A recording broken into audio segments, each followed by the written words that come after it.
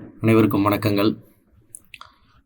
TNPSC group 4 2025க்கு தயாராகி கொண்டிருக்கக்கூடிய மாணவர்கள் மற்றும் இன்னும் ஒரு குறிப்பிட்ட மாதத்திற்கு பிறகு மறுபடியும் குரூப் 2 குரூப் டியை கால்ஃபர் பண்ண போகிறாங்க இல்லையா, அந்த எக்ஸாமுக்காகவும் பொது தமிழ் படிக்கக்கூடிய மாணவர்கள் அனைவருக்கும் இது முதற்கண் வணக்கத்தை தெரிவித்துக் கொள்கிறேன்.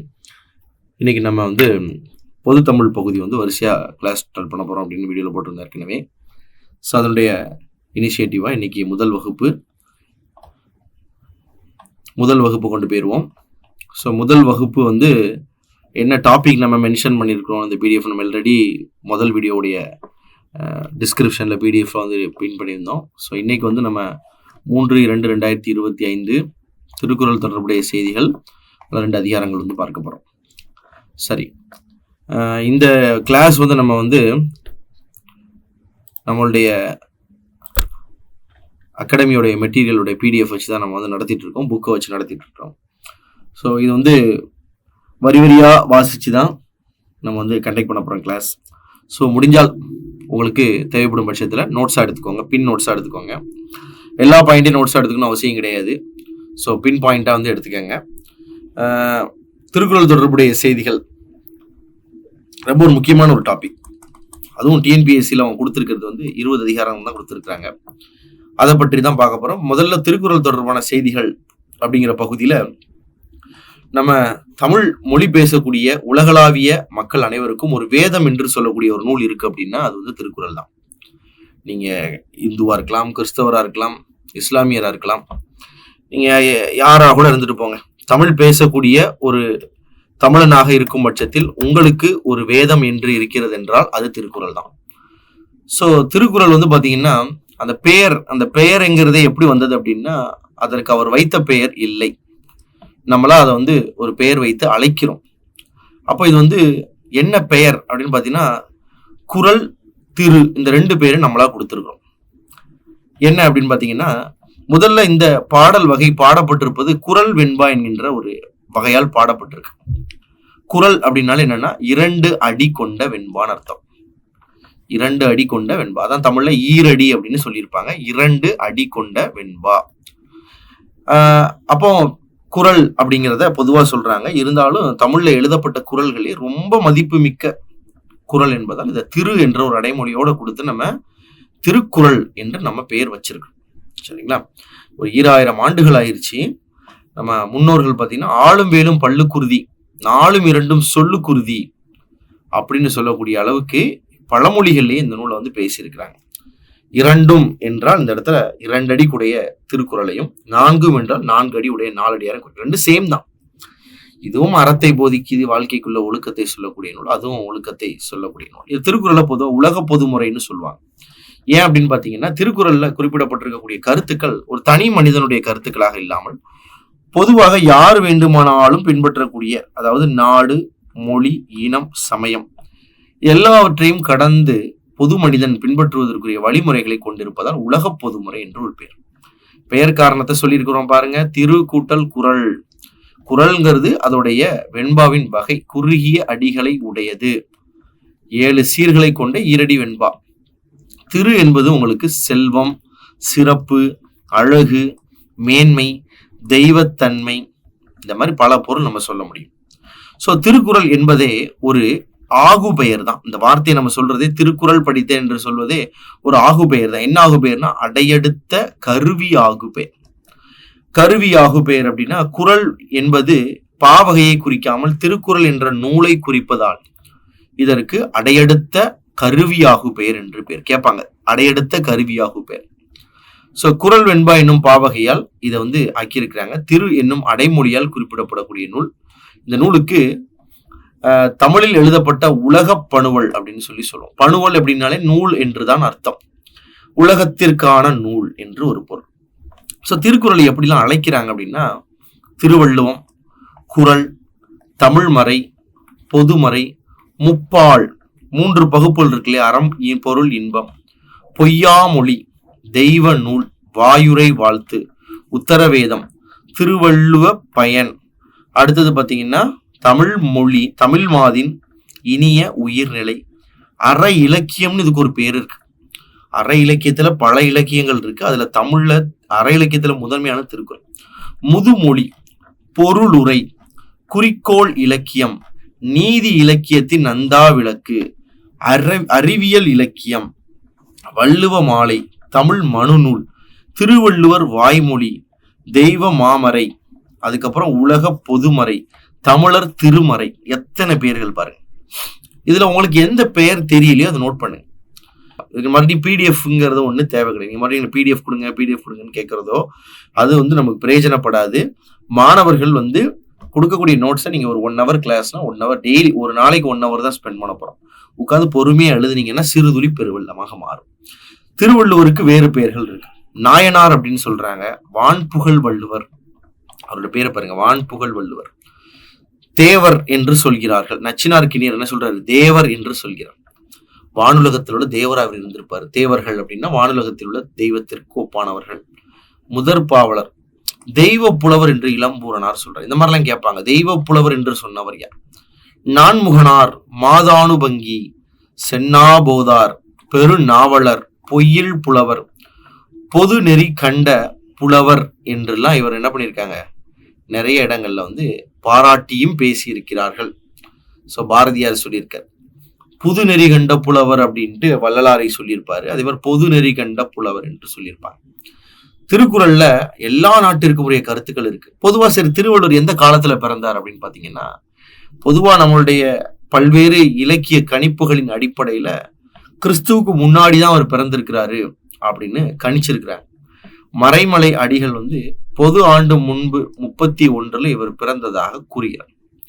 அப்போ திருவள்ளுவர் பிறந்து 31 வருடம் கழித்து இயேசு பிறந்து கிறிஸ்தவம் என்பது தோன்றியிருக்கு அப்படின்னு எடுத்துக்கலாம். அப்போ அந்த காலத்திற்கு 31 வயதுகளுக்கு முற்பட்டவர். அப்போ நம்ம இன்னைக்கு கிறிஸ்து பிறந்ததுல இருந்து 1, 2, 3 2025 வரைக்கும் நம்ம வச்சாச்சு. அப்போ இதுல திருவள்ளுவர் எல்லா வருடத்தையும் விட 31 வயது அவருக்கு அதிகம். அப்போ நம்ம தமிழ் மறையாக திருவள்ளுவரையே வைத்து பார்க்கலாமே, ஏன் கிமு கிபி என்று வைக்க வேண்டும் அப்படின்னு ஒரு எண்ணம் ஏற்பட்டதுனால திருவள்ளுவர் ஆண்டு என்று ஒரு ஆண்டையே நம்ம கணக்கிடுறோம். நம்ம உலகத்துல சாதாரண குடிமக்கள் கிடையாது, முன்தோன்றிய மூத்த குடிங்கிறோம். அப்போ முன்தோன்றி கிடக்கக்கூடிய நம்ம மக்களுக்கு கிமு கிபி என்கின்ற பகுப்போட திருவள்ளுவர் அவருக்கு அந்த கிமுக்கு முன்னாடி உள்ளவர் நம்மால். அதனால என்ன பண்றாங்க, அவர் கிமுக்கு 31 வருஷம் முன்னாடி உள்ளவர். அப்ப நம்ம இந்த வருடத்துல இருந்து 31 வருஷத்தை கூட்டணும்னா திருவள்ளுவர் ஆண்டு என்பது நமக்கு கிடைக்கிறது. தை முதல் நாளில் நமக்கு திருவள்ளுவர் ஆண்டு தொடங்கி விடுகிறது. இப்ப பொங்கலுக்கு முடிச்சோம்னா தை முதல் நாள். தை 2ஆம் நாள்ல இருந்து திருவள்ளுவர் தினமாக அரசு நமக்கு கொண்டாடி வர்றாங்க. 2 முக்கியமான ஃபேக்ட். சரி, திருக்குறள் எப்படிங்க இருக்கு நூல் அப்படின்னா 3 பால்களாக பகுக்கப்பட்டிருக்கு. அறம், பொருள், இன்பம். மொத்தமாக சேர்த்து 133 அதிகாரம். அந்த 133 அதிகாரங்களையும் 9 இயல்களாக பகுத்து ஒரு அதிகாரத்திற்கு 10 பாடல் என்ற விதத்துல 133 × 10 1330. சரி, முதல்ல அறத்துப்பால். இதுல மொத்தம் 38 அதிகாரங்கள் இருக்கு. இப்படி ஞாபகம் வச்சுக்கோங்க, 38 அறத்துப்பால் ஞாபகம் வச்சுக்கோங்க. அறம் 8 அறுத்து பாருங்க அப்படின்னு ஞாபகம் வச்சுக்கோங்க. ஒரு ஞாபகம் வர்றதுக்காக சொல்றேன். இதான் 8. இந்த 8 நீங்க அப்படியே அறுத்துட்டீங்க அப்படின்னா என்ன வந்துடும், அது 3ஆ மாறிடும். அப்ப இப்படி ஞாபகம் வச்சுக்கோங்க, அறத்துப்பால் அப்படின்னா 38. நாளைக்கு ஒரு சாய்ஸ்ல பார்க்கும்போது நமக்கு குழப்பக்கூடாது. அறத்துப்பால் அப்படின்னா அறுத்து பார்க்கணும். அப்போ 8 அறுத்து பார்த்தா 38. சரி, இப்போ அறத்துப்பால்ல உங்களுக்கு 38 அதிகாரங்கள் இருக்கு. எத்தனை இயல் இருக்கு அப்படின்னு பாத்தீங்கன்னா 4 இயல்கள் இருக்கு. சரி, எப்படி ஞாபகம் வச்சுக்கலாம் அப்படின்னு பாத்தீங்கன்னா, அறம் அப்படிங்கிறது எங்க இருந்து நம்ம கடைபிடிக்கணும், வீட்டுல இருந்து கடைபிடிக்கணும். அப்போ வீடு, இல்லறவியல் அங்க இருக்கும். ஒரு வீட்டுக்கு முக்கியமா என்ன இருக்கும், தூங்குறதுக்கு பாய் இருக்கும், ஞாபகம் வச்சுக்கோங்க. பாயிரவியல் என்பதையும் அங்க வச்சுக்கோங்க. சரி, இல்லறவியல். இல்லறத்துக்கு யார் வர்றாங்க, துறவிகள் வர்றாங்கன்னு வச்சுக்கோங்க. துறவிகள் வர்றாங்க. சோ துறவிகள் கடைசியில் என்ன சொல்றாங்க அப்படின்னா, தலை விதியை பத்தியே பேசிக்கிட்டு இருப்பாங்க. அப்போ அறம் என்பது வீடு, வீட்டுல கொஞ்சம் பாய் இருக்கு, பாய்க்கு பக்கத்துல பாத்தீங்கன்னா வீட்டுக்கு துறவிகள் வர்றாங்க, அவங்க எப்ப தலைவிதியை பத்தியே பேசிட்டு இருக்காங்க. இத இப்படி மனப்பாடம் பண்ணிட்டு நம்ம என்ன புரிஞ்சுக்கிறோம்னா, பாயிரம் என்றால் அறிமுகம் என்று பேர். எப்பவுமே தெரிஞ்சுக்கோங்க, எந்த ஒரு இலக்கியத்திற்கும் பாயிரம் என்று ஒன்று இருக்கும், அறிமுகம், ஓப்பனிங். இல்லறவியல்ல கொஞ்சம் கருத்துக்கள், அதை முடிச்சுட்டு துறவியல்ல ஒரு கருத்துக்கள், கடைசியில பாத்தீங்கன்னா ஊழியல், தலைவிதியை பற்றி ஒரே ஒரு அதிகாரத்துல சொல்லியிருக்காரு. ஊழ் என்று ஒரு அதிகாரத்தை பற்றி பேசியிருக்கிறார். அப்ப பாயிரவியல்ல 4 அதிகாரம், ஓப்பனிங் 4, இல்லறிவியல் 20, துறவியல்ல ஒரு 13, அதிகாரம் கடைசியில் ஊழியல்ல 1. தளபதியை பத்தி ஒரு இடத்துல பேசுறேன். 2 பொருள்பால். பொருள்பால்ல மொத்தம் 70 அதிகாரங்கள் இருக்கு. பொருள்பால் 70 அதிகாரம் இருக்கு. 3 இயலா பிரிச்சுக்கலாம். அரசியல், அங்கவியல், ஒளிபியல் அல்லது குடியியல். அரசியல் 25. இப்படி ஞாபகம் வச்சுக்கோங்க. நம்ம சட்டமன்றத்துல எம்எல்ஏ ஆகணும், இல்ல பாராளுமன்றத்துல எம்பி ஆகணும் அப்படின்னா நமக்கு 25 வயசு இருந்தா சட்டமன்றத்துக்குள்ள உள்ள போகலாம். அப்போ அரசியல் அதிகாரம் வேணா 25 வயசு, அப்ப 25 அதிகாரம். அங்கவியல், நம்ம அங்கம்னா உடல் ஞாபகம் வச்சுக்கோங்க. நம்ம உடல்ல என்ன இருக்கு முக்கியம்? 32 பல்லு இருக்கா நமக்கு, அப்ப 32 அதிகாரங்கள். அடுத்தது குடியியல்னு சொல்லியிருக்காங்க. மீதி இருக்கிறத குட்டி கழிச்சு பாத்தீங்கன்னா 13 அதிகாரம். சரி, கடைசி இன்பத்துப்பால். இன்பத்துப்பால் என்பது ஒரு மனிதனுக்கு அடிப்படை. எல்லாரும் மனிதனாக பிறக்கிறோம், காதல் செய்கிறோம், பிறரை திருமணம் செய்கிறோம். காதல் வாழ்வை அனுபவிக்கிறோம், திருமண வாழ்வை அனுபவிக்கிறோம். அப்போ தன்னுடைய குடும்பத்தை விரும்புபவர்கள் இந்த உலகத்தில் எல்லாரும் உண்டு. பிறரை நேசித்து அதற்கு பிறகு வெளியே இருந்து திருமணம் செய்து நம்ம வீட்டிற்கு ஒரு பெண்ணை அழைத்து வருகிறோம். இல்லைன்னா நாம ஒரு பெண்ணாக இருக்கும் பட்சத்தில் ஒரு ஆணை திருமணம் செய்கிறோம். தந்தைக்கும் மகனுக்கும் உள்ள உறவும் காதல் தான், அன்பு தான். தந்தைக்கும் மகளுக்கும், தாய்க்கும் மகனுக்கும் இது இரத்த சொந்தம். அதனால அந்த உறவு என்பது இயல்பாகவே உள்ளது. பிறரை நாம் காதல் என்கின்ற உணர்வுக்குள் சென்று திருமணம் செய்து காதல் உணர்வில் வயப்படுறோம் இல்லையா? இதைத்தான் இன்பத்துப்பாழ நம்ம கவனிக்க வேண்டிய விஷயம். இன்பம் என்பது பாத்தீங்கன்னா 2ஆ பிரிக்கலாம். களவு, கற்பு என்று பிரிக்கலாம். களவு என்றால் திருமணத்திற்கு முந்தைய நிலை. களவு என்பது இலக்கியங்களையும் சொல்லியிருக்கிறாங்க. காதல் என்பது இருந்திருக்கு, அந்த காலகட்டங்கள்லயும் இருந்திருக்கு. வள்ளுவர் அதை சொல்லியிருக்காரு, களவு என்பதை சொல்லியிருக்காரு, 7 அதிகாரங்கள்ல சொல்லியிருக்காரு. கற்பியல் என்பது திருமணத்திற்கு பின்பு வரக்கூடிய காதல், அதை பற்றியும் ஒரு 18 அதிகாரங்கள் சொல்லியிருக்காரு.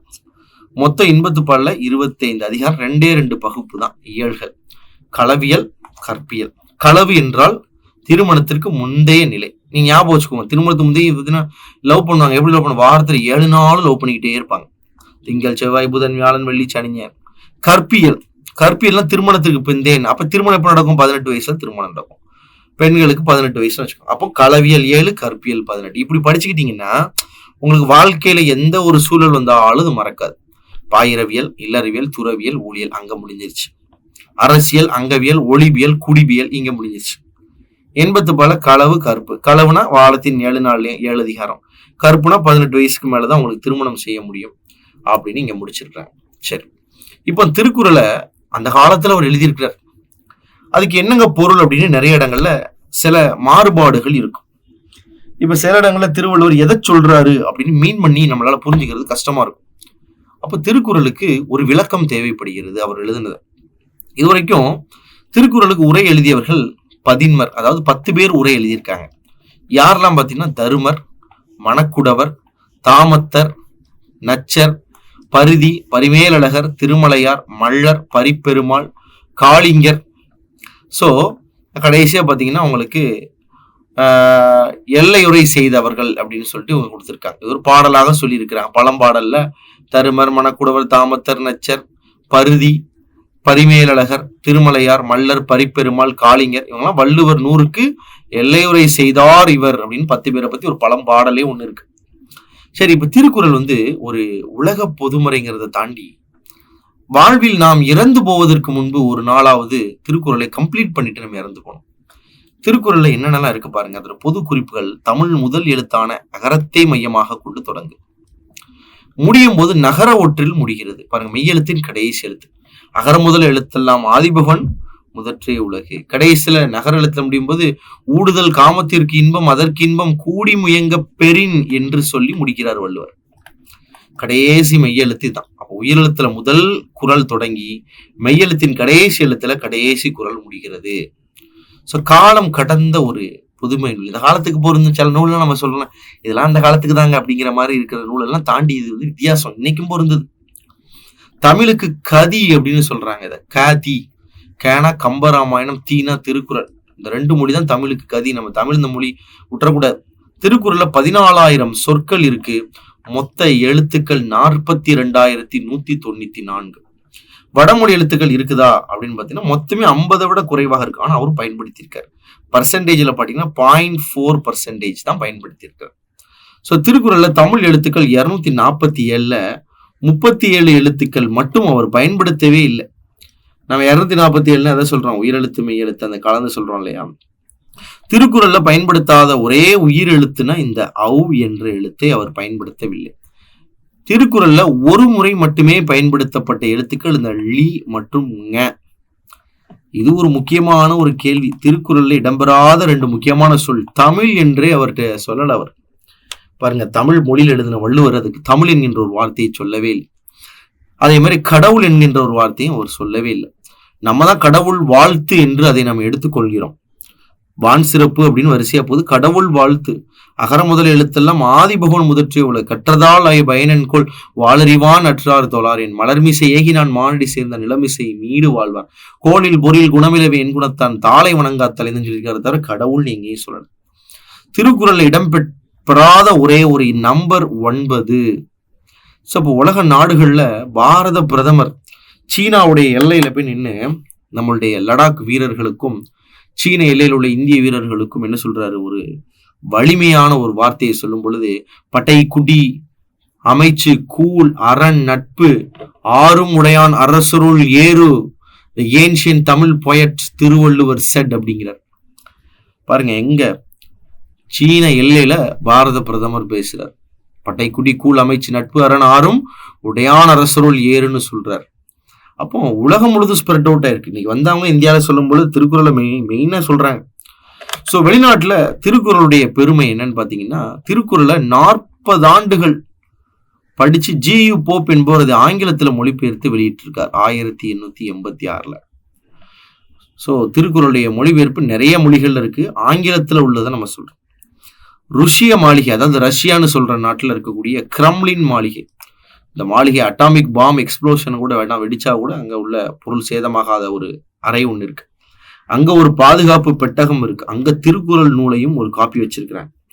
ஒருவேளை உலகமே போர் புரிஞ்சு சண்டை போட்டு ஒருத்தனை வெட்டிட்டு செத்துட்டோம்னு வச்சுக்கோங்க, அப்பொழுது கூட மனித பண்பு இல்லாமல் நாய் மாதிரி விலங்குகள் மாதிரி இன்னைக்கு சண்டை போட்டுட்டு இருக்கோம் உலகத்துல நம்ம.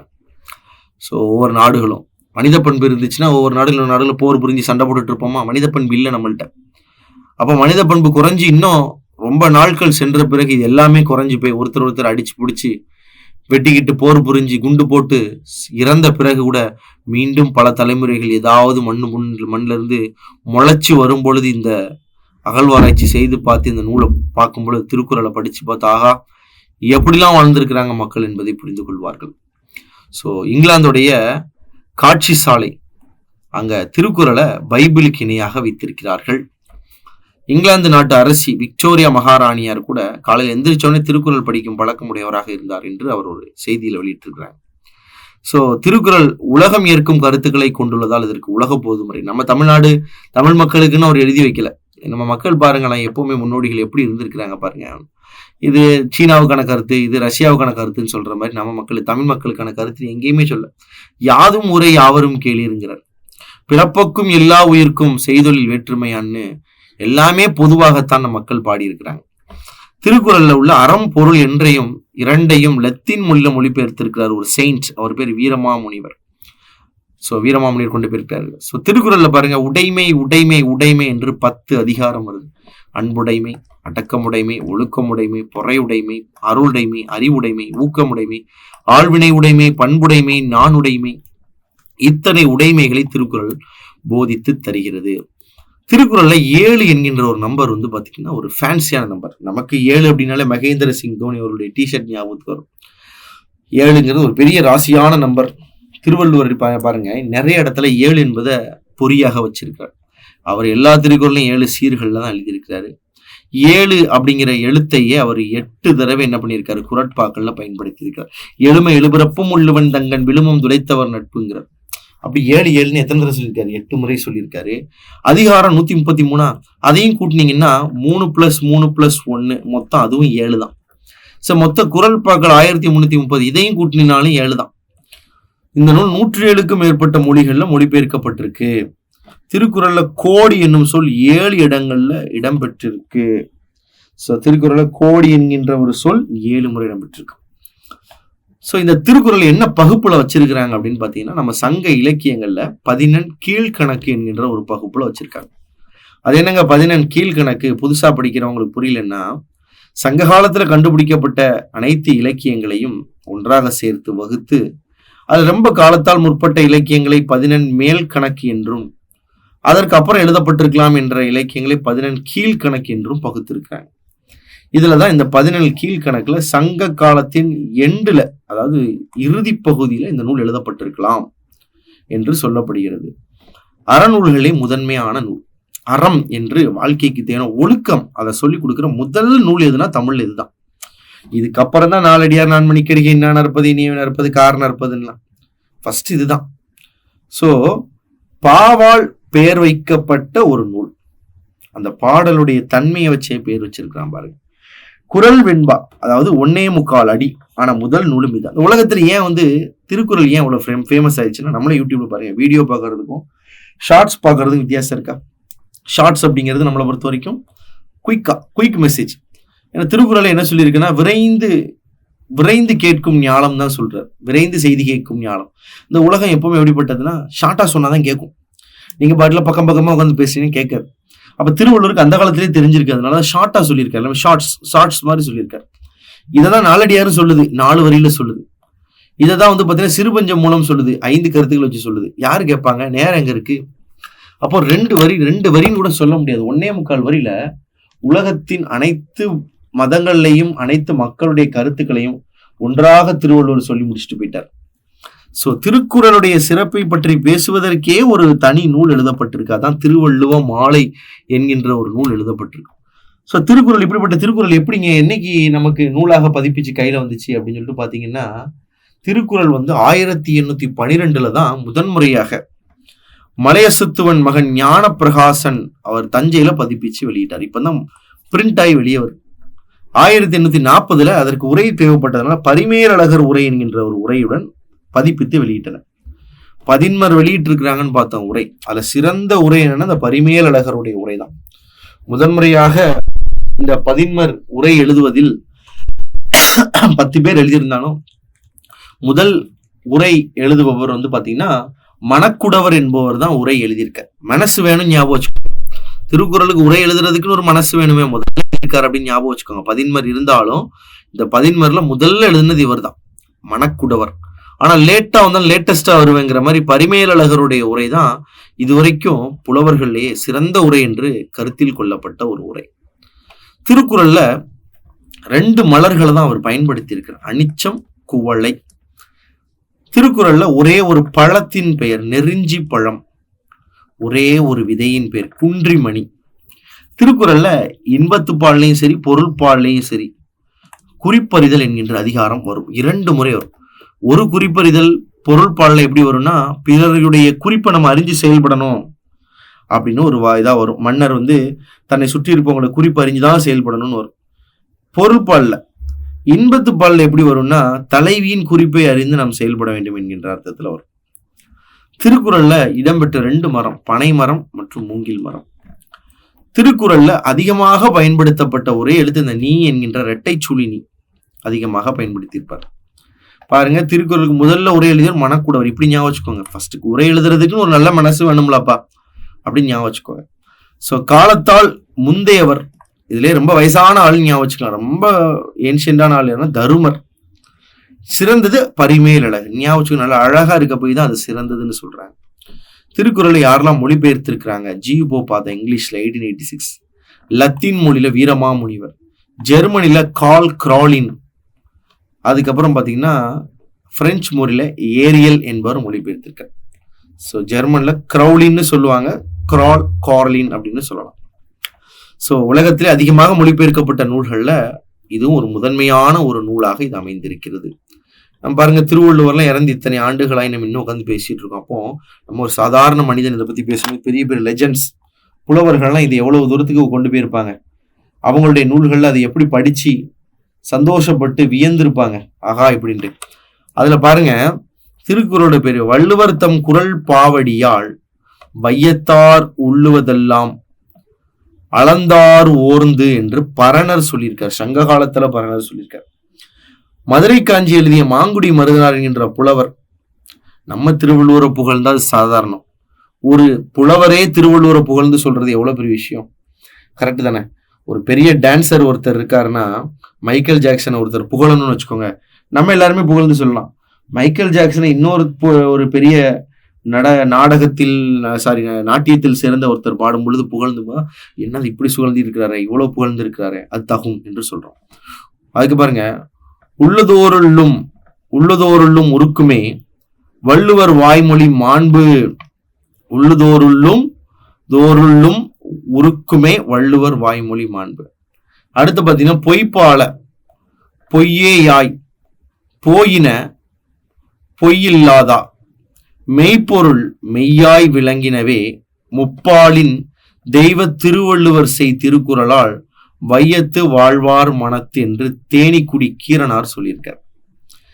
கவிமணி தேசிய விநாயகம் பிள்ளை ஒரு 100 வருடத்திற்கு முன்னாடி வாழ்ந்த ஒரு புலவர். அவர் பாருங்க, புத்தகம் 100 புரட்டி களைப்புற்று சித்தம் கலங்கி திகைப்பதேன் வித்தகன் தெய்வ புலவர் திருவள்ளுவர் சொன்ன பொய்யில் மொழி இருக்கும்போது, திருவள்ளுவர் சொன்ன ஒரே ஒரு புக் இருக்கும்போது எதுக்குடா 100 புக்கு வாங்கி கலங்கி எதை பண்ண, ஐயோ எதை செய்யறது, எது வாழ்க்கைக்கு தேவைன்னு ஏன் புலம்பணும்? நம்மளுடைய மூதாதை வள்ளுவர் இருக்கும் பொழுது எதுக்கு நம்ம இத்தனை புக்கை போட்டு புரட்டிக்கிட்டு இருக்கணும்? செந்தமிழ் செல்வ திருக்குறளை நெஞ்சமே சிந்தனை செய்வாய் தினம். மனசுக்கு சொல்றாரு, மனசே திருக்குறளை தினமும் சிந்தனை செய். நீதி திருக்குறளை நெஞ்சார தம் வாழ்வில் ஓதித்தெழுது எழுக ஓர்ந்து என்று சொல்றார். இப்போ புலவன்லே சிறந்த புலவன் பாரதியார் தான். அவர் என்ன சொல்றாருன்னு பார்க்கணும்ல, வள்ளுவன் தன்னை உலகினுக்கே தந்து வான்புகழ் கொண்ட தமிழ்நாடு அப்படின்னு சொல்றாரு. சோ வள்ளுவரை இந்த உலகத்துக்கே தந்து வான்புகழ் கொண்ட தமிழ்நாடு. கம்பனை போல் வள்ளுவனை போல் இளங்கோவை போல் பூமிதனில் யாங்கனும் பிறந்ததில்லை, உண்மை பெரும் புகழ்ச்சி இல்லைங்கிறார் பாரதியார். சொல்லும் பொழுது இந்த உலகத்துல பாருப்பா, கம்பனை மாதிரி வள்ளுவனை மாதிரி இளங்கோவனை மாதிரி 3 பேர் தான் எக்ஸாம்பிள் கொடுக்காரு. அவர் வேற யாரையும் சொல்லல.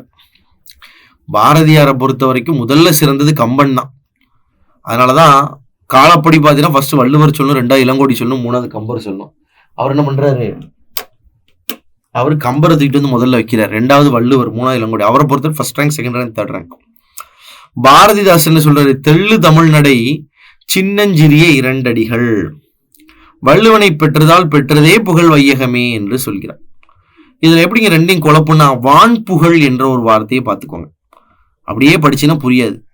வான் புகழ் என்ற ஒரு வார்த்தை, பாரதியாரு பாரதிதாசன் 2 பேர்ல யாரு வான் புகழ் அடைஞ்சதுன்னு பாருங்க.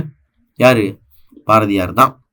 அதனால வான் புகழ் இருந்தா பாரதியார், மீறி எதை சொன்னாலும் பாரதிதாசன், அவ்வளவுதான். வள்ளுவனை பெற்றதால் பெற்றதே புகழ் வையகமே, யோசிக்கவே வேண்டாம், பாரதிதாசன்.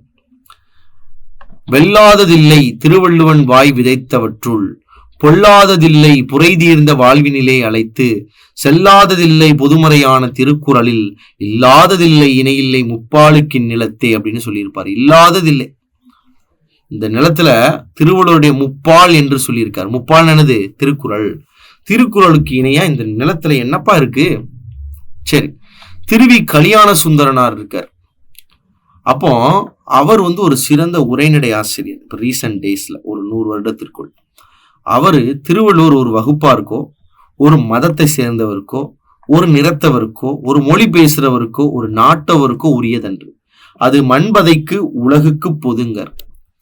கி ஆபே விஸ்வநாதன் என்ன சொல்றாரு, திருவள்ளுவர் இல்லை என்றால் அவர் பிறக்கலன்னா தமிழன் என்னும் ஓர் இனம் இருப்பதாக இந்த உலகத்திற்கே தெரிந்திருக்காது, நம்ம மறைஞ்சிருப்போம் அப்படிங்கிற.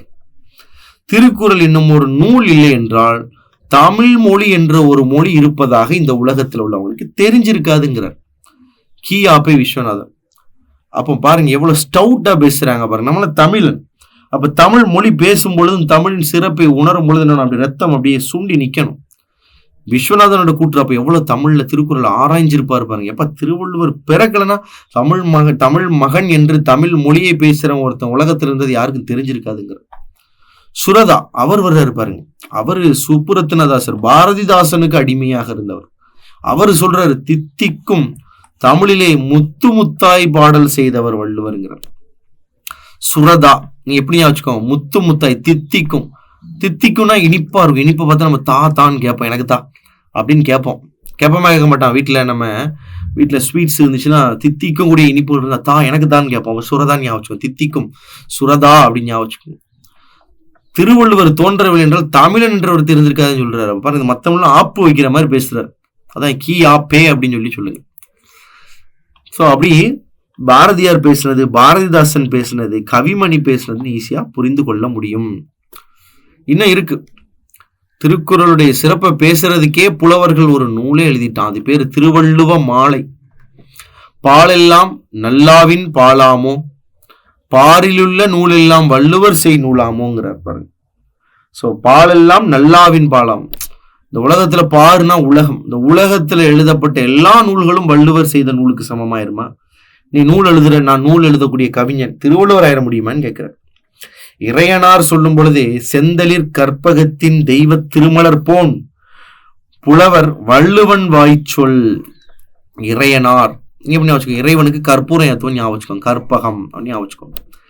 கபிலர் என்ற ஒரு புலவர் பாருங்க, ஒரு சாதாரணமா வயல்வெளி பக்கம் போகும்பொழுது காலையில பனி, அந்த பனி நேரத்துல ஒரு புல்லின் நுனியில், ஒரு புல்லோட நுனியில ஒரு அழகான ஒரு பனி துளி இருக்கிறது. இந்த பனி துளி ஒரு பெரிய பனை மரத்தை பின்னாடி அப்படியே தலைகீழாக காட்டுதுங்க.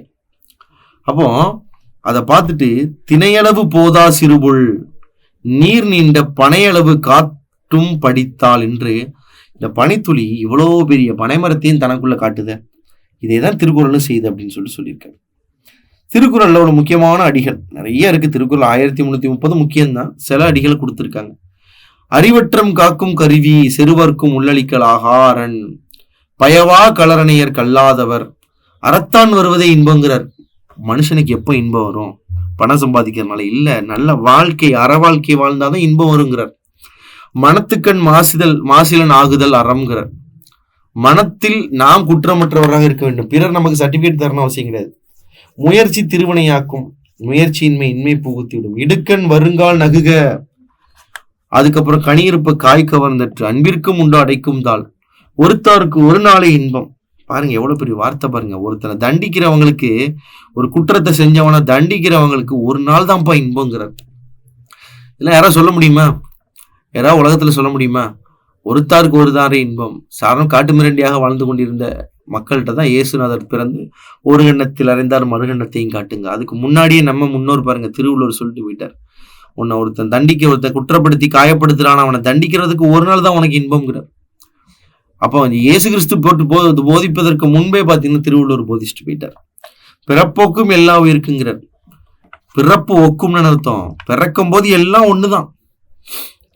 அவன் நல்வழியாவதும் தீவழியாவதும் அவன் வளரக்கூடிய வளர்வுல தான் இருக்குங்கிற மாதிரி சொல்றாரு. ஒத்ததறிவான் உயிர் வாழ்வான்ங்கிறார் ஒரு வார்த்தை பாருங்க. பிற உயிரினத்தின் துன்பத்தை அறிபவன் தான்ப்பா உயிர் வாழ்றான். உன் பக்கத்துல இருக்க ஒருத்தன் பசியால வாடுறானா, அவனை பார்த்தா உனக்கும் ஒரு வருத்தம் வருது, சாப்பிட முடியலையா, அப்பதான் நீ உயிர் வாழ்றன்னு அர்த்தம். அப்ப பாருங்க, இறைவன் மனுஷனுக்கு சொன்னதுதான் கீதை. மனுஷன் இறைவனுக்கு பாடியது திருவாசகம். மனிதனுக்கு சொன்ன ஒரு அற்புதமான ஒரு நூல் தான் திருக்குறள். 2 அடி வாங்கணுமா, திருந்துவன்னா வள்ளுவர்கிட்ட 2 அடியை வாங்கு அப்படின்னு நம்ம பழமொழியாக சொல்றாங்க.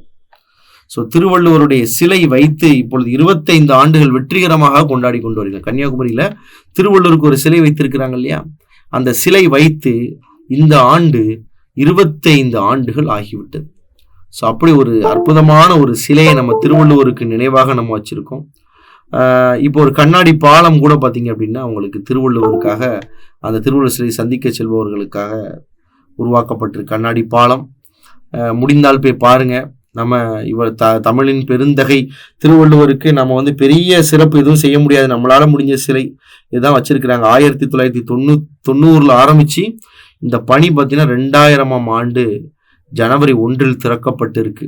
25வது ஆண்டு விழா என்பதால் நம்ம அது வெகு சிறப்பாக கொண்டாடிக்கிட்டு இருக்கோம். ஆக்சுவலாக 1999 முடிஞ்சிருச்சு.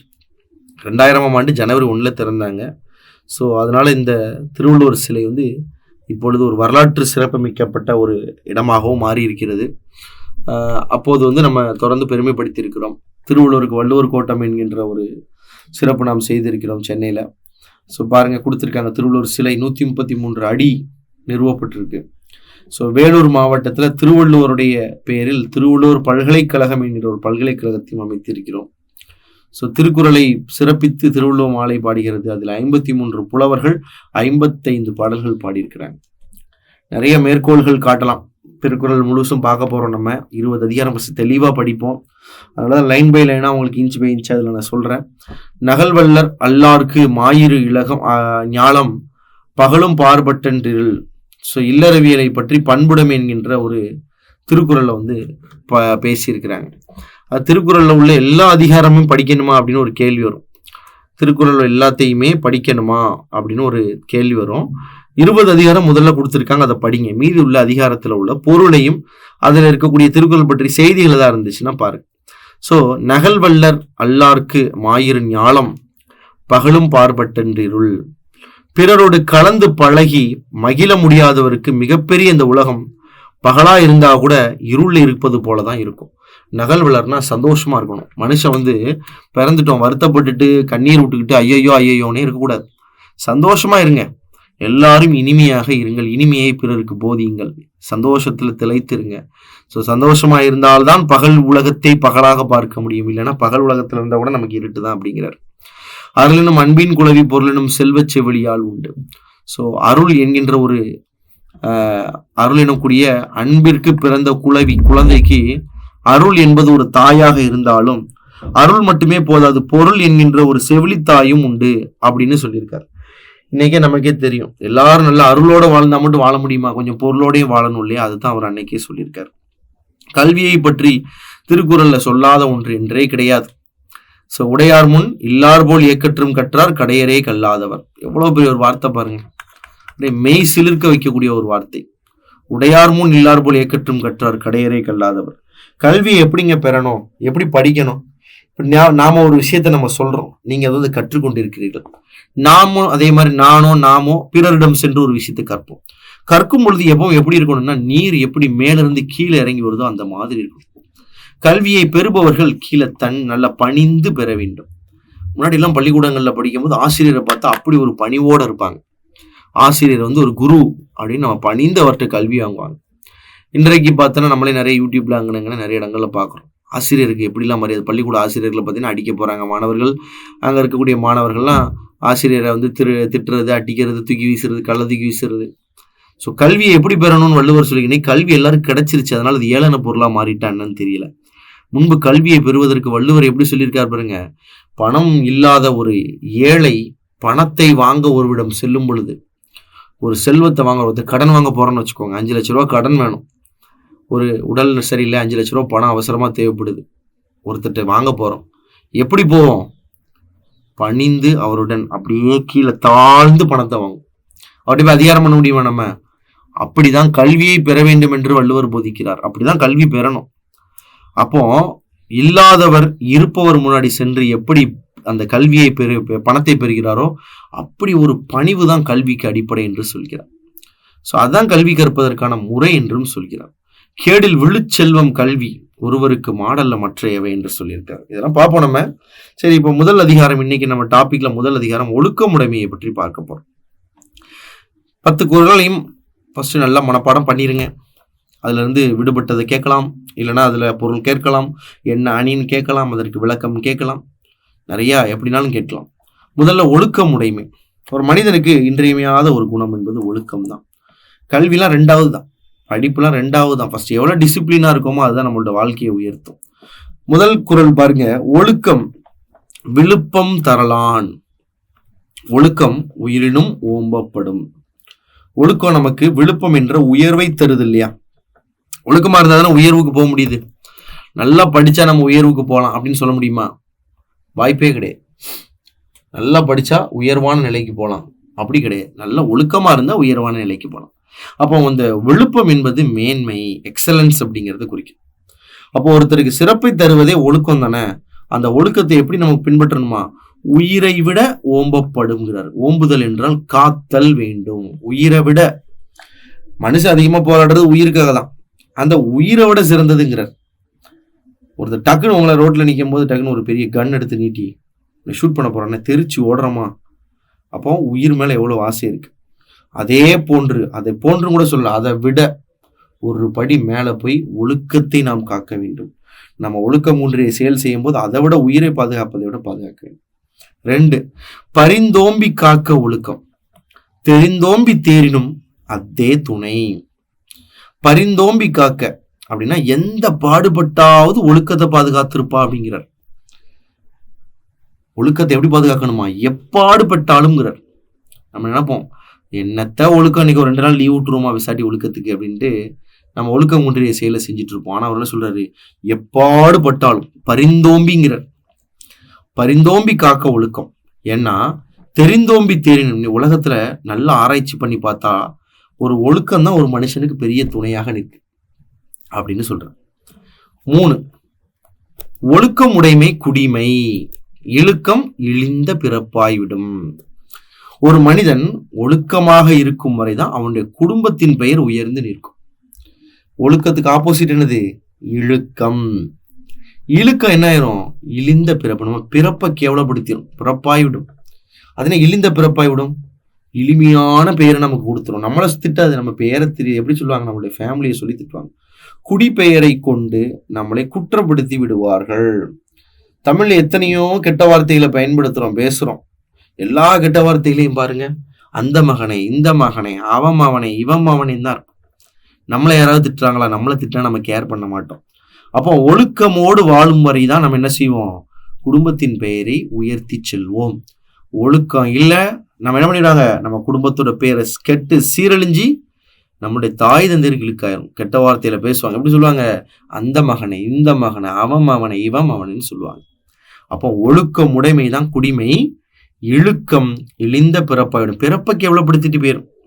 அதுதான் அவர் சொல்லியிருக்கார். 3, 4 பாருங்க, மரப்பினும் மோத்து கொள்ளலாகும், பார்ப்பான் பிறப்பொழுக்கம் குன்ற கெடும். மரப்பினும் மோத்து கொள்ளலாம்.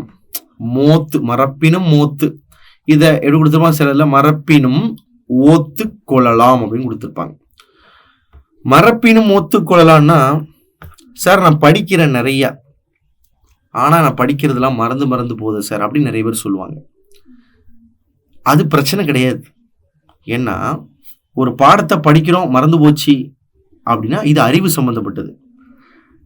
அதனால அதை திருப்பி கூட ரீகால் பண்ணிக்கலாம், பிரச்சனை கிடையாது. இன்னைக்குலாம் நாளைக்கு படிச்சுக்கலாம், நாளைக்கு கழிச்சு படிச்சுக்கலாம். ஆனா ஒழுக்கம் அப்படி கிடையாது. ஒழுக்கம் குன்றி போச்சு அப்படின்னா அதை திரும்பலாம் அதை ரீகால் பண்ண முடியாது. அதனால படிப்புல நீ சுமாரா இருந்தா பிரச்சனை இல்லை. பள்ளிக்கூடத்துக்கு ஏன் போய் படிக்கிறோம்? நம்ம பள்ளிக்கூடத்துக்கு போய் படிக்கிறதுக்கான நோக்கம் என்ன, எதுக்காக போறோம்? டிஸ்டன்ஸ் எஜுகேஷன் மாதிரி வீட்டில இருந்தே படிச்சு புக் வாங்கி படிச்சு பரிசு எழுதிட்டு வந்துடலாம். இல்ல, பள்ளிக்கூடம் நமக்கு கற்றுக் கொடுப்பது பாடத்தை மட்டுமல்ல, முதல்ல சொல்லி கொடுக்கறது ஒழுக்கம் தான். அப்போ ஒழுக்கத்தை மையமாக வைத்துதான் பள்ளிக்கூடம் இருக்கு. காலேஜ்லாம் உங்களுக்கு ஒழுக்கத்தை சொல்லிக் கொடுக்க மாட்டாங்க. ஏன்னா நீங்க பிராட்ட 18 வயசு வரைக்கும் எங்க ஸ்கூல்ல வளர்ந்துட்டீங்க, அங்கேயே உங்களுக்கு ஒழுக்கத்தை சொல்லி கொடுத்துட்டாங்க. அதனால இங்க ஒழுக்கத்தை புதிதாக நீங்க படிக்க வேண்டிய அவசியம் இல்லை. அதனால மரப்பினும் மோத்துக்குழலாகுங்கிறார். மறந்தா கூட என்ன பண்ணிக்கலாமா, அதை படிச்சுக்கலாமா. ஆனா ஒழுக்கம் குன்றி போச்சுன்னா என்ன பண்ண முடியாது, அதை திரும்ப வாங்க முடியாது. அப்போ இந்த இடத்துல ஒருவன் தான் கற்ற கல்வியை மறந்தால் கூட அதை மீண்டும் கற்றுக்கொள்ள முடியும். ஆனால் ஒழுக்கம் குறைஞ்சிருச்சு, குடிப்பிறப்பு அழிஞ்சிடும். அழுக்காருடையான் கண் ஆக்கம் போன்று இல்லை. இந்த மாதிரி போன்று, போல, இந்த மாதிரி வந்துச்சுன்னா அதுக்கு பேர் உவமை அணி என்று பேர். ஒன்றை காரணமாக காமிச்சு சொல்றது, உவமைப்படுத்தி சொல்றது, அந்த மாதிரி அப்படின்னு சொல்றது. அழுக்காறு பொறாமைன்னு அர்த்தம். தமிழ்ல அழுக்காறுனா பொறாமை. பொறாமை உடையவன்ட்ட எப்பவுமே ஆக்கம் என்ற ஒரு உயர்வு, செல்வம் என்பது அவன்கிட்ட சேராது. பொறாமை இருக்கிறவன்ட்ட பணம் எப்படி சேரும், பொறாமை இருக்கிறவன்ட்ட நல்ல குணம் எப்படி சேரும்? அப்போ பொறாமை உடையவன்ட்ட எப்படி செல்வம் வளர்ச்சி இல்லையோ அதே போன்று ஒழுக்கம் இல்லாதவன்ட்ட உயர்வு இருக்காது. அப்போ பொறாமை உடையவன்ட்ட உயர்வு இருக்காதுங்கிற மாதிரி ஒழுக்கம் இல்லாதவன்ட்ட உயர்வு இருக்காது. அத மாதிரின்னு சொன்னனால இதுக்கு பேரு உவமை அணி. அழுக்காறு உடையான்கண் ஆக்கம் போன்றில்லை, ஒழுக்கம் இலான்கண் உயர்வு. இப்ப இங்க வராரு, ஒழுக்கத்தின் ஒல்கார் உறவோர் இழுக்கத்தின் ஏதம் படும்பாக்கறிந்து. அதாவது ஒழுக்கத்தின் ஒல்கார் உறவோர், உறவோர்னா மன வலிமை உடையவர் அப்படின்னு அர்த்தம். மன வலிமை உடையவர், நல்ல மன வலிமை இருக்கிறவங்க ஒழுக்கத்துல விலக மாட்டாங்க. இன்னைக்கு ஒரு நாள் தானே நான் ஒழுக்கம் இல்லாம இருந்துக்கிறேன் நினைக்க மாட்டாங்க. உரம் என்றால் வலிமையை குறிக்கும். இந்த உரம், இந்த உரத்தை இப்படி கூட நம்ம சொல்லுவோம், உரம் என்றால் செடிக்கு போடுற உரம்னு கூட சொல்லுவோம். அப்ப யார் விலக மாட்டாங்க, ஒல்கார்னா விலக மாட்டார். யார் விலக மாட்டாங்க அப்படின்னா, இழுக்கம், அதாவது ஒழுக்கம் இல்லாம வாழ்றதுனால என்ன தீமை, என்ன நடக்கும் அப்படிங்கிறத புரிஞ்சுக்கிட்டவங்க இருப்பான் பாத்தீங்களா, அதோட தீமையை புரிஞ்சுக்கிட்டவங்க அதுல இருந்து விலக மாட்டாங்க. இப்போ உதாரணத்துக்கு, ஒழுக்கம் இல்லாம செயல்பட்டு ஒருத்தர் ஒரு குற்றம் செஞ்சிடுறார். அவர் ஒரு நல்ல மனுஷன், ஒரு ஒழுக்கம் இல்லாத தனத்துல ஒரு குற்றம் செஞ்சிட்டார். அவரை கைது செஞ்சு சிறையில் அடைச்சு அவருக்கு தண்டனை வாங்கி கொடுத்துட்டாங்க. 10 ஆண்டு காலம் சிறையில் இருந்துட்டார். திருந்தி வெளியே வர்றார். இப்போ இந்த ஒழுக்கம் குன்றியதால நடந்த விளைவுகளை அவர் பார்த்துட்டார். இவர் என்ன செய்ய மாட்டார், மறுபடியும் ஒழுக்கத்திலிருந்து விலக மாட்டார். ஒழுக்கத்தின் ஒல்கார் உறவோர், ஒல்காரன் விலக மாட்டார், மன வலிவுடையவர் விலக மாட்டார். ஏன்னா இழுக்கமாக வாழ்ந்ததால் ஏற்பட்ட பாட நம்ம பட்டு அனுபவிச்சாச்சு. இப்படி பாடுபட்டு இதுக்கப்புறம் மறுபடியும் செய்யக்கூடாது. ஒழுக்கத்தின் எய்துவர் மேன்மை, இழுக்கத்தின் எய்துவர் எய்தா பழி. ஒழுக்கமா இருந்தோம்னா நமக்கு மேன்மை அடையலாம், மேன்மையை எய்தலாம்ங்கிறார். மேன்மை என்பது உயர்வை நோக்கி போவோம். மேன்மை என்றால் உயர்வு. இழுக்கம், ஒழுக்கம் இல்லாம ஆப்போசிட் இழுக்கம். இன்டிசிப்ளினா வாழ்றவங்க பழி அடைவாங்க. அது எப்படி பழி, எய்தா பழி அப்படின்னா கிடைக்கக்கூடாத பழியெல்லாம் அவங்களுக்கு கிடைக்கும். நல்ல பேர் வாங்கணும் அப்படின்னு நம்ம வாழ்ந்துட்டு இருப்போம். நல்ல ஒழுக்கமான, நீங்க அரசு பணிக்கு ஏன் போன ஆசைப்படுறீங்க, ஒழுக்கமான ஒரு வாழ்க்கையை வாழணும்னு ஆசைப்பட்டு இருக்கீங்க. உலகத்துல எவ்வளவு ப்ரொஃபஷன் இருக்கு. திருடலாம், பிறரை ஏமாத்தலாம். இந்த போன் எடுத்தாலே சொல்றாங்க இல்லையா, அவங்களுக்கு பரிசு விழுந்திருக்கு, அது இருந்திருக்கு, எதையோ ஏமாத்தி பிழைக்கிறவன் லட்சம் பேர், கோடி பேர் இருக்கான் வெளியே. அப்படி இல்லாம நீங்க என்ன நினைக்கிறீங்க, கண்ணியமா வாழணும்னு நினைச்சுதான் படிக்கிறீங்க. அரசு பணிக்கு போகணும்னு ஆசைப்படுறீங்க. கண்ணியமா உள்ளவன் அரசு பணிக்கு வர முடியும். அப்போ இழுக்கம் என்பது உங்களுக்கு கிடைக்கக்கூடாத பழியை கொண்டு சேர்த்துரும். அதனால ஒழுக்கம் தான் முக்கியம். நாளைக்கு நீங்க வேலை கிடைச்சு நீங்க பணியில அமர்ந்தால் கூட, நீங்க ஒரு அரசு பணியாளராக இருக்கும் பட்சத்தில் கூட, நீங்க எவ்வளவு சூப்பரா வேலை பார்ப்பீங்கன்னா அங்க பேச மாட்டாங்க. எவ்வளவு ஒழுக்கமா வாழ்ந்து ரிட்டையர்ட் ஆறீங்க. நீங்க ரிட்டையர்ட் ஆகும்போது உங்களை பத்தி 10 பேர் பேசுவாங்க. என்ன சொல்லுவாங்க, ஐயோ இவர் சரியான ஒரு மனிதராச்சே, இவர் சிறந்தவராச்சே, ஒருத்தட்ட இருந்து ஒரு தண்ணி கூட வாங்கி குடிக்க மாட்டார, ஒழுக்கமான ஆளு, அதான் பெருமை. இல்லைன்னா இழுக்கமா இருக்கிறவங்க ரிட்டையர்ட் ஆகும்போது சொல்லுவாங்க, இவன் ஒரு விளங்காதவனாச்சே, இவன்லாம் ரிட்டையர்ட் ஆகுறதுக்குள்ள எங்கேயாவது செத்து தொலைஞ்சிருவான்னு நினைச்சோம். இப்படி லஞ்சம் லஞ்சம் லஞ்சம் லஞ்சம்னு வாங்கி எத்தனை பேர் குடும்பத்தை கெடுத்திருக்கான் இவன் அப்படின்னு பேர் வாங்கிடக்கூடாது. அதனாலதான் சொல்றாரு, ஒழுக்கத்தின் எய்துவர் மேன்மை, இழுக்கத்தின் எய்துவர் எய்தா பழி, பழி அடைந்துவிடும். நன்றிக்கு வித்தாகும் நல்லொழுக்கம். நல்ல வாழ்க்கைக்கு நீங்க போடுற விதைதான்ப்பா நல்ல ஒழுக்கம். நான் நல்ல வாழ்க்கை வாழணும்னு ஆசைப்படுறோம் இல்லையா, அப்ப விதை என்ன விதை போடணும், நல்ல ஒழுக்கத்தை விதையா போட்டுட்டு போகணும். தீய ஒழுக்கத்துக்கு நம்ம விதை போட்டா அது என்ன ஆகும், துன்பத்துல முடிஞ்சிடும். ஏன்னா என்ன விதைச்சோமோ அதான வளர்ந்து நிற்கும். நன்மையாக விளைத்து கொண்டு சென்றால் நம்ம வாழ்க்கை பிரகாசமாக சந்தோஷமா இருக்கும். வேலைக்கு ஜாயின் பண்ணது ரிட்டையர்ட் ஆகிற வரைக்கும் வாழ்க்கையில எல்லாருக்கும் நன்மையை செஞ்சோம்னா நம்ம நல்ல வாழ்க்கையை வாழ முடியும். தீமையை விதைச்சிட்டே போனோம் அப்படின்னா ஒரு குறிப்பிட்ட கட்டத்துல என்ன ஆகும், அது நம்மளே நெரிச்சு சாவடிக்கும். அப்போ நன்றிக்கு வித்தாகும் நல்லொழுக்கம். தீய ஒழுக்கம் என்னைக்கும் துன்பத்தை தான் தரும். பாருங்க, ஒழுக்கம் உடையவருக்கு ஒல்லாவே தீய வழுக்கியும் வாயார் சொல்லல். ஒழுக்கம்னு என்ன, ஒழுக்கமா வாழ்றதுன்னு என்ன, தீய வார்த்தைகளை நினைக்க கூட கூடாது, வாயிலிருந்து பேசக்கூட கூடாது. நீங்க என்ன சொல்லுவோம், ஒரு டக்குன்னு ஒரு கெட்ட வார்த்தைகளை பேசிட்டு, ஐயோ டங் ஸ்லிப் ஆயிருச்சு, நாக்கு வலிகிருச்சு, வாய் தவறி பேசிட்டேன் அப்படின்னு மன்னிப்பு கேட்டிருப்போம்ல, எல்லார்ட்டையும் நிறைய பேர்ட்ட கேட்டிருப்போம். அவர் என்ன சொல்றாரு வள்ளுவர், ஒழுக்கமுடையவனாக இருந்தன்னா நீ, உனக்கு வாயிலிருந்து தீய சொற்கள் வழுக்கி கூட வராதுங்கிறார். ஒழுக்கமுடையவரா நடிச்சாதான் என்ன ஆகும், வழுக்கி வாயில வெளியே வரும். நான் ஒழுக்கமுடையவனா நடிக்கிறேன் அப்படின்னா வெளியே வரக்கூடிய சொல் ஒழுக்கம் தவறிய சொல் என்னைக்கா ஒரு நாள் வரும். அவர் என்ன சொல்றார் வள்ளுவர், ஒழுக்கம் உடையவருக்கு ஒல்லாவே, ஒல்லாவேனா வராது, இயலாது, அவருக்கு நடக்காது. அப்படி எப்படி, தீய சொற்கள் வழுக்கியில் கூட வாயால் சொல்ல மாட்டாங்க அவங்க அப்படிங்கிறார். கடைசி என்ன சொல்றாரு, உலகத்தோடு ஒட்ட ஒழுகல் பலகற்றும் கல்லார் அறிவிலாதார். இந்த உலகம் என்ன செய்தோ அதன் அடிப்படையில தான் நம்மளும் இயங்கணும். இந்த உலகத்துல உள்ள கல்வியை கற்று இந்த உலகம் போக்கிலோட போய் நம்மளும் என்ன பண்ணணும், ஒரு நல்ல வாழ்க்கையை, ஒழுக்கமான வாழ்க்கையை வாழ வேண்டும். அப்படி வாழ முடியலன்னா நம்ம என்னதான் படிச்சிருந்தாலும், நம்ம எவ்வளோ புத்தகங்களை படிச்சிருந்தோம், பெரிய சயின்டிஸ்டா இருந்தாலும் நம்ம அறிவில்லாதவர் தான் அப்படின்னு அவர் சொல்லியிருக்கார். அப்போ வள்ளுவரை பொறுத்த வரைக்கும் கல்வி முக்கியம்தான் அவருக்கு. ஆனால் கல்வியை விட அவர் என்ன சொல்றாரு, இந்த இடத்துல முக்கியமாக அவர் ஒழுக்கத்தை தான் போதிக்கிறார். ஸோ உலகத்தோடு ஒட்ட ஒழுகல், ஒட்ட என்றால் பொருந்த, உலகத்தோடு பொருந்தி சொல்றோம் இல்லையா. ஒழுகல்னா வாழ்றது. கல்லார் அப்படின்னா அறியாதவர். உலகம் என்றால் இந்த இடத்துல உயர்ந்தோர் என்று சொல்றார். இந்த இடத்துல உயர்ந்தோருடன் சேர்ந்து என்று சொல்கிறார். ஒழுகு என்றால் பழகு என்ற ஒரு வார்த்தையும் இந்த இடத்துல சொல்லியிருக்கிறாங்க. சரி, 2வது அதிகாரத்துல போயிருவோம். பொறை உடைமை. ஒரு டிஎன்பிஎஸ்சி படிக்கக்கூடிய மாணவருக்கு ஒரு அரசு வேலை கிடைக்கணும்னா நாம தெரிஞ்சுக்கிற வேண்டிய 2வது ஒரு சாராம்சம் பொறுமையாக இருக்க வேண்டும். பொறுமை தான் இந்த உலகத்துல ஒரு மிகப்பெரிய ஒரு ஆயுதம். கோபம் என்பது நாய்க்கு கூட வரக்கூடிய ஒரு குணம். ஒரு கள்ள தூக்கி நாய் மேல போட்டினா அது கூட நம்மளை கடிக்க வரும். ஸோ நம்ம ஆஸ்பிரண்ட்ஸ், அரசு வேலைக்காக தவம் இருக்கக்கூடிய மாணவர்களுக்கு தெரிஞ்சுக்கிற வேண்டியது என்னன்னா, நீங்க என்னவா இருக்கணும், அந்த நாயை விட கீழே இறங்கி போகணும். அப்பதான் உங்களுடைய பொறுமை உங்களை மேல் நோக்கி கொண்டு செல்லும். நாய்க்கு கூட கழுதிக்கு போட்டா திரும்பி கடிக்க வரும். உங்களுடைய சொந்த பந்தங்கள், உங்களுக்கு பிடிக்காதவங்க உங்களை பத்தி கேள்வி கேட்பாங்க நீங்க படிக்கும்போது. அப்ப நீங்க டக்குன்னு அவங்களுக்கு பதில் சொல்லிடக்கூடாது. பொறுமையாக இருக்க வேண்டும். எப்படி இருக்கணும், அகழ்வாரை தாங்கும் நிலம் போல தம்மை இகழ்வார் பொறுத்தல் தலை. நம்ம பூமியை பாருங்க, தோன்றோம். ரோட்ல பாத்தீங்கன்னா அங்கனைங்க எல்லா இடத்தையும் தோண்டிக்கிட்டு இருக்கோம். பாலம் போடுறோம், பெரிய பெரிய ஏரியை வெட்டுறோம், அதை வெட்டுறோம், நிலத்தை ஓட்ட போடுறோம், கிணறு தோன்றோம். அப்படிப்பட்ட நம்ம இந்த நிலத்திலேயே இருந்துட்டு நிலத்தையே தோன்றோம். ஆனா நிலம் நம்மளை பொறுமையா சுமந்துக்கிட்டு தான் செல்லுது. தூக்கி வீச மாட்டேங்கிப்ப மேல இருந்துட்டு என்னையவே நீ ஓட்ட போட்டுட்டு இருக்க, தோண்டிட்டு இருக்க நினைக்க மாட்டேங்கி. அப்போ அகழ்வாரை தாங்கும் நிலம் மாதிரி. அகழ்தல் என்றால் இந்த இடத்துல தோண்டுபவர். தோண்டுபவரை கூட இந்த நிலம் எப்படி பொறுமையாக சுமந்து வருகிறதோ அத மாதிரி நம்மை இகழ்வர்களை, இகழ்பவர்கள்னா நம்மளை இழிவுபடுத்துபவர்களை, அவமதிப்பவர்களை கண்டிப்பா அவமதிப்பாங்க அவங்கள.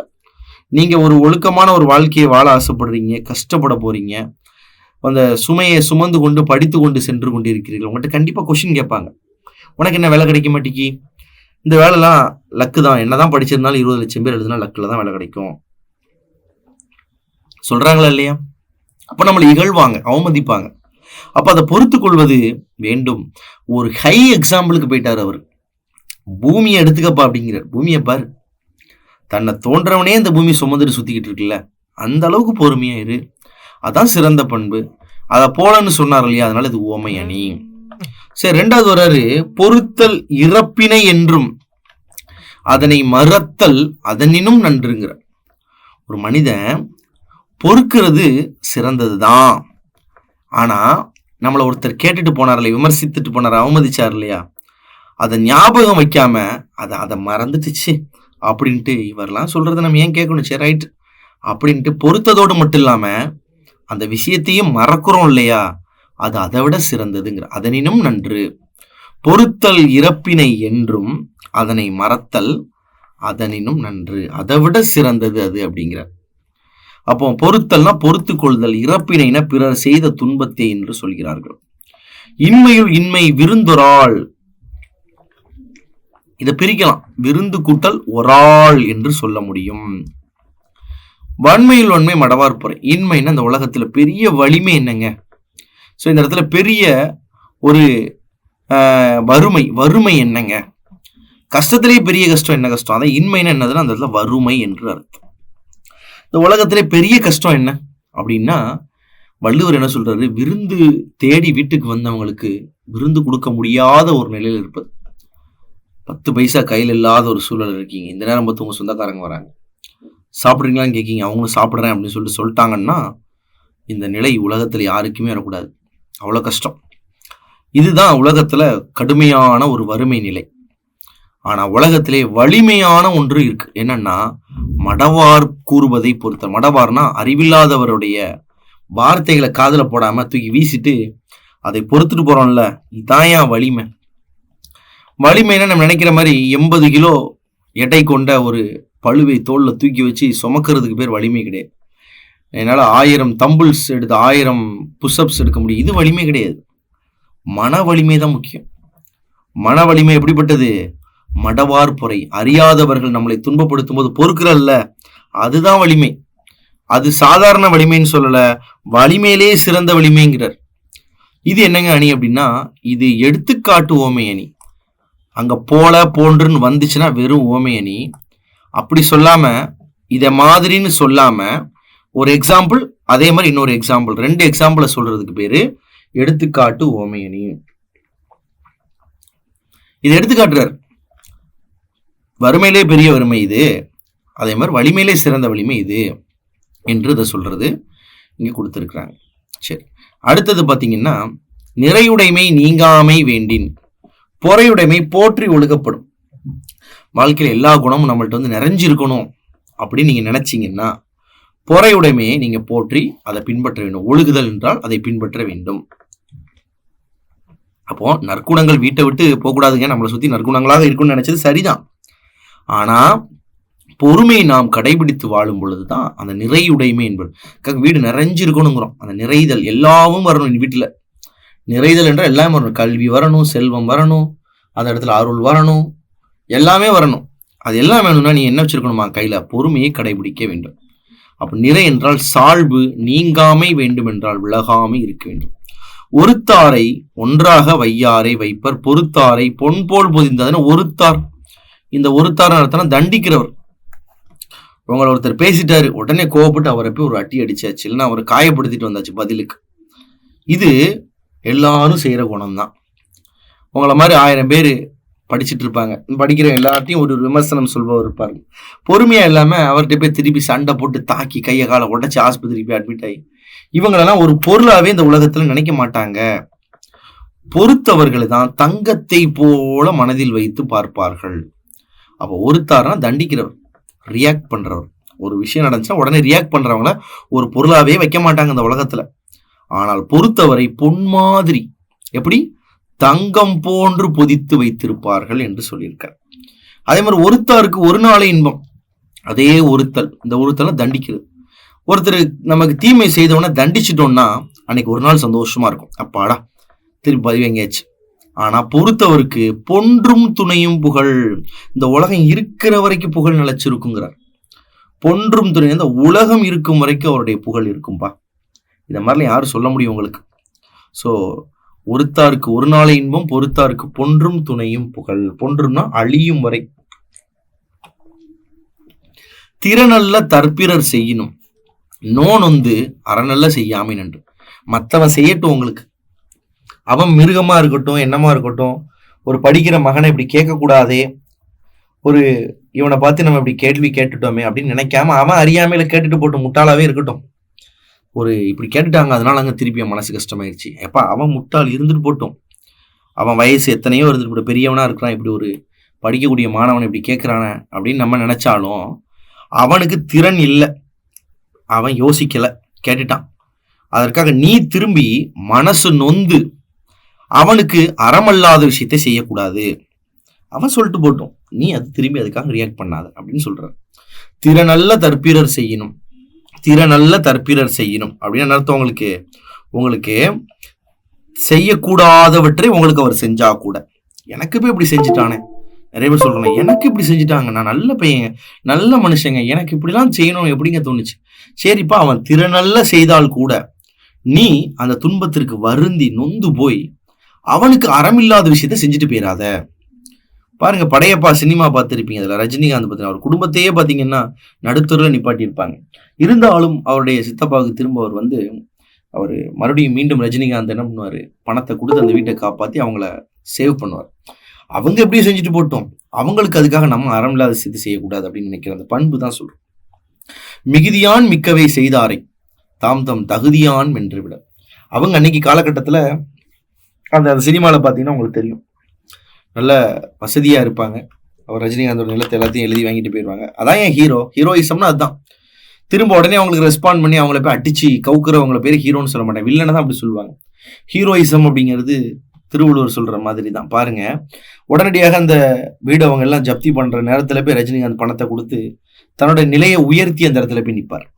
அப்போ தன்னோட தகுதியினாலதான் அவங்கள வெல்லணும். அவங்கள போய் திரும்பி அவன் என்னை 2 வார்த்தை கேட்டான், அவனை 4 வார்த்தை கேட்டேன், அது முக்கியம் கிடையாது. அவன் மிகுதி என்ன மிகுதி? செருக்கு மிகுதி. செருக்குல நம்மளை நிறைய தவறான செயல்கள் செய்தால் கூட தாம் தகுதியை விட்டு விடாமல் தகுதியை உயர்த்தி அவனை வெற்றி பெற வேண்டும். இதான் வெற்றி. இதுக்கு பேர் தான் வெற்றி. நம்மளை பேசுறவங்க எல்லாருக்கும் நம்ம வரிசையா உட்காந்து நம்ம டைமை ஸ்பெண்ட் பண்ணி அவங்களுக்கு போய் பதில் சொல்லிக்கிட்டு நான் இப்படி கிடையாது, நான் இப்படி கிடையாது, நான் இப்படி கிடையாதுன்னு சொல்லி உங்களுக்கு டைம் வேஸ்ட்.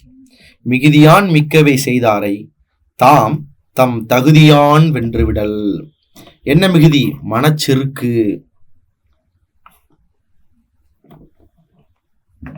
9 துறந்தாரின் தூய்மை உடையவர். துறந்தார்னா துறவி. துறவி இருக்காங்கல்ல, அவங்கள விட தூய்மையானவர் ஒருத்தர் இருக்கிறாராம். என்னங்க, துறவினா நமக்கு தூய்மையானவர். நல்லா ஒவ்வொரு பொழுதும் குளிச்சு நீராடிட்டு அதுக்கப்புறம் நல்லா உடலை கழுவி சுத்தம் செய்து விட்டு அதற்கப்புறம் சாப்பிட்டு ஒரு சாப்பாடு கூட எளிய உணவை எடுத்து சாப்பிட்டுட்டு எதையுமே சொந்தம் கொண்டாடாம இருக்கிறார் துறவி. அந்த துறவியை விட தூய்மையானவர் திருவள்ளுவர் சொல்றாரு. துறந்தாரின் தூய்மை உடையவர் யாரு? இறந்தார் வாய் இன்னா சொல் நோர்கிற்பவர். இறந்தார் வாய்னா இந்த இடத்துல வரம்பு கடந்து, வரம்பு லிமிட் நமக்கு தெரியும்ல, இதை பேசினாதான் சிரிப்போம் சந்தோஷப்படும், அதை தாண்டி பேசும் பொழுது இறந்தார் பேசக்கூடிய இன்னா சொல், தீங்கு தரக்கூடிய சொல், அந்த தீய சொல்ல அப்படியே கேட்டுட்டு அப்படியே அமைதியா நம்ம சிரிச்சுட்டு பொறுமையா இருக்கிறோம் இல்லையா, நம்ம துறவியை விட தூய்மையானவருங்கிறார். அது என்ன துறவி? துறவியை விட நம்ம தூய்மை உடையவர்ப்பா. துறந்தாரின் தூய்மை உடையவர் யாரு? இறந்தார் வாய் இன்னா சொல் நோர்கிற்பவர். இன்னார் சொல் நோர்கிற்பவர்னா அந்த கஷ்டமான சொற்களை நம்ம காது கொடுத்து கேட்டு அமைதி காக்கக்கூடிய மனப்பான்மை உடையவர். கடைசி 10வது என்ன சொல்றாரு பாருங்க. உண்ணாது நோற்பார் பெரியர். பெரியவங்களாம் என்ன பண்ணுவாங்கன்னா விரதம் இருப்பாங்க. அதைத்தான் அவர் சொல்றாரு. உண்ணாமல் நோற்பார்னா நோன்பு இருக்கிறவங்க பெரியவங்க. அப்போ நோன்பு இருப்பது நல்லது. சாப்பிடாம உடலை வருத்துறாங்க. அவங்க கூட யாருக்கு அப்புறம் தான் சிறந்தவங்கன்னா பிறர் சொல்லக்கூடிய இன்னா சொல்லை அப்படி பொறுத்து கொள்றவங்களுக்கு பின்னாடி தான் இந்த விரதம் இருக்கிறவங்களே வர்றாங்க. ரேங்கிங் பிரகாரம் பார்த்தா யாரு பிறர் சொல்லும் வார்த்தைகளையும் இன்னா சொற்களையும் பொறுத்து இருக்கிறாரோ அவருக்கு பிறகுதான் தன் உடலை வருத்தி உண்ணாமல் இருக்கக்கூடிய பெரியவர்களின் நோன்பே அதுக்கு பின்னாடி தான் வருது. அப்ப நீங்க சாப்பிடாம தன் உடலை வருத்தி விரதம் இருக்கணுங்கிறது கூட பிறர் சொல்ற சொற்களை, தீங்கான சொற்களை, துன்பம் தரும் சொற்களை, வருத்தம் தரும் சொற்களை பொறுத்து கொண்டால் அதற்கு பிறகுதான் இந்த எல்லா நோன்புகளும் வரும் அப்படிங்கிறார். உண்ணாது நோற்பார் பெரியர் பிறர் சொல்லும் இன்னாச்சொல் நோற்பாரிற் பின். அவங்களுக்கு பின்னாடிதான். ஸோ நோற்பார்னா நோன்பு மேற்கொள்பவர், இன்னா சொல்னா தீய சொல், உண்ணாதுனா உணவை தவிர்த்து என்று பொருள். ஸோ இன்னைக்கு வகுப்பு நம்ம கிட்டத்தட்ட ஒரு 1 மணி நேரம் ஆயிடுச்சு. 2 அதிகாரங்கள். ஸோ காமன் எல்லாருமே பொதுவாக இன்னைக்கு கமெண்ட்ல என்ன கேட்பாங்க அப்படின்னா, சார் பிடிஎஃப் லிங்க் கொடுங்க, பிடிஎஃப் லிங்க் கொடுங்க கேட்பாங்க. ஸோ நான் முதல்ல சொல்லிட்டேன். ஸோ இது நீங்கள் நோட்ஸ் எடுத்துக்க, சரிங்களா? பிடிஎஃப் 1000 பிடிஎஃப் இருக்கு, படிக்க மாட்டோம். உங்கள் கையில் லட்சம் பிடிஎஃப் இருந்தாலும் நீங்கள் படிக்க மாட்டீங்க. ஒரு நோட் ப்ராப்பராக போட்டு அதில் ஃபர்ஸ்ட் நோட்ஸ் எடுத்துக்க, சரிங்களா? ஆல்ரெடி நம்ம இன்ஸ்டியூட் புக்கில் இது முதல் பதிப்பு திருத்தி அடுத்த பதிப்பு போட்டிருக்கிறோம். ஸோ அந்த பதிப்பின் அடிப்படையில் தான் நம்ம தினசரி வகுப்புகள். ஏன்னா நிறைய பேர் கேட்கக்கூடிய கேள்வி என்ன அப்படின்னா, சில பகுதி புதுசாக இருக்குது, சில பகுதி படிக்கிறதுக்கு எங்கே போய் படிக்கன்னு தெரியல, அது என்ன மாதிரி படிக்கணும், புக்கு இருந்தாலும் படிக்க கஷ்டமாக இருக்குங்கிறனால தான் நம்ம சார் சொன்ன ஐடியா அடிப்படையில் குரூப் 2க்கும் சரி, இல்லை இந்த குரூப் 4 இல்லை அதுக்கு அடுத்து வரக்கூடிய குரூப் 2 குரூப் டிக்கும் சரி பொது தமிழ் ஃபிக்ஸடாக கொடுத்துருக்காங்க. ஸோ இதை நம்ம வகுப்பாக கொடுத்துட்டோன்னா மாணவர்களுக்கு இது பயனுள்ள விதத்தில். கண்டிப்பாக பிடிஎஃப் நீங்கள் தாங்கன்னு கேட்டாலும் நான் இதே தான் திரும்ப பதிலாக சொல்ல போகிறேன். ஸோ பிடிஎஃப் உங்களுக்கு பலன் தராது. தினமும் 1 மணி நேரம் உட்காந்து கிளாஸை கவனிங்க. ஸோ ஒரு முறை பிடிஎஃப் வாங்கி நீ படிக்கிறதுக்கு பதிலாக 2 முறை கூட கிளாஸை திரும்ப நீங்கள் வீடியோ கேட்டு பாருங்க. அப்போ தான் உங்களுக்கு இது புரியும். இப்போ தினசரி 1 மணி நேரம். இன்னைக்கு நம்ம அறிமுகத்தோட போனதுனால இன்னைக்கு 1 மணி நேரம் ஆயிருச்சு. மேக்ஸிமம் ஒரு 45 மினிட்ஸ்க்குள்ள கிளாஸ முடிக்கணும்னு தான் பிளான் வச்சிருக்கிறோம். ஸோ இந்த வகுப்பு உங்களுக்கு பயனுள்ள விதத்துல இருக்கும் அப்படின்னு நம்ம நினைக்கிறோம். ஸோ அடுத்த வகுப்புல தினமும் சாயங்காலம் 7 மணிக்கு நம்ம சந்திக்கலாம். நன்றி, வணக்கங்கள்.